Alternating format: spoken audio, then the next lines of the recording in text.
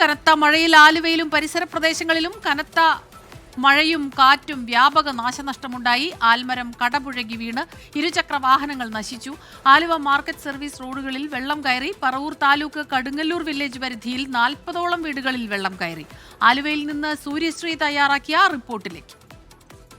എറണാകുളം ജില്ലയിൽ ഇന്നലെ അർദ്ധരാത്രി മുതൽ കനത്ത മഴയാണുള്ളത്. ഇന്ന് രാവിലെ മുതൽ തന്നെ അതിശക്തമായ മഴയാണ് ജില്ലയിലെമ്പാടുമുള്ളത്. വിവിധ പ്രദേശങ്ങളിലൊക്കെ തന്നെയും കനത്ത രീതിയിലുള്ള വെള്ളക്കെട്ടാണുള്ളത്. ഞാനിപ്പോൾ നിൽക്കുന്നത് കടുങ്ങല്ലൂർ വില്ലേജിലെ ഏലൂർ നഗരസഭയിലെ പ്രദേശത്താണ്. ഇവിടെ 40ഓളം കുടുംബങ്ങളിലേക്കൊക്കെ തന്നെ വെള്ളം കയറിയിരിക്കുകയാണ്. നിരവധി വീടുകളിൽ വെള്ളം കയറി.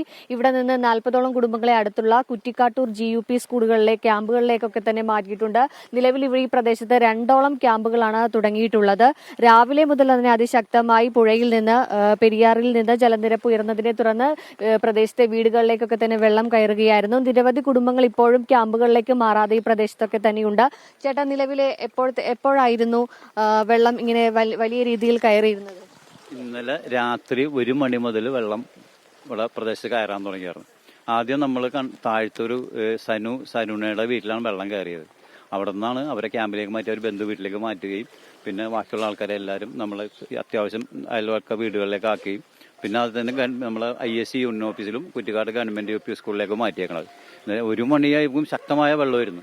ആദ്യം ചെറുതായിട്ട് വന്നോളൂ, പിന്നെ ഒരു 3 മണിയായപ്പോൾ നല്ല ശക്തമായിട്ട് വെള്ളം വന്ന് രാവിലെ ഒരു 5 മണിയായപ്പോൾ ഇവിടേക്ക് വെള്ളമൊക്കെ നിറഞ്ഞു.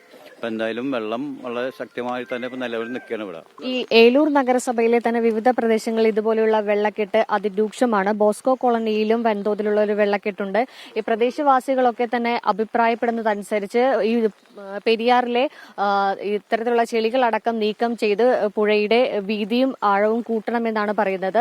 അതുകൊണ്ട് തന്നെയാണ് ഇത്തരത്തിലുള്ള അണക്കെട്ടുകൾ മഴയുടെ വൃഷ്ടിപ്രദേശത്ത് മഴ കൂടുതലാകുന്ന സാഹചര്യത്തിൽ അണക്കെട്ട് തുറക്കുമ്പോഴാണ് ഇത്തരത്തിൽ പുഴയിൽ നീരൊഴുക്ക് കൂടുകയും പുഴയ്ക്ക് സമീപമുള്ള വീടുകളിലേക്കൊക്കെ തന്നെ വലിയ രീതിയിൽ വെള്ളം കയറുന്ന സാഹചര്യം ഉണ്ടാകുന്നത്. ഏലൂർ നഗരസഭ അതുപോലെ തന്നെ ആലുവ പ്രദേശങ്ങളിലൊക്കെ വീടുകളിലൊക്കെ തന്നെ വലിയൊരു പെരിയാറിന്റെ തീരത്തോട് ചേർന്നുള്ള വീടുകളിലൊക്കെ തന്നെ വലിയ രീതിയിലൊരു വെള്ളക്കെട്ട് അനുഭവപ്പെടുന്ന ഒരു സാഹചര്യമാണുള്ളത്. 40ഓളം കുടുംബങ്ങളെയാണ് ഈ ഏലൂർ നഗരസഭയിൽ നിന്ന് വിവിധ ക്യാമ്പുകളിലേക്ക് മാറ്റി പാർപ്പിച്ചിരിക്കുന്നത്.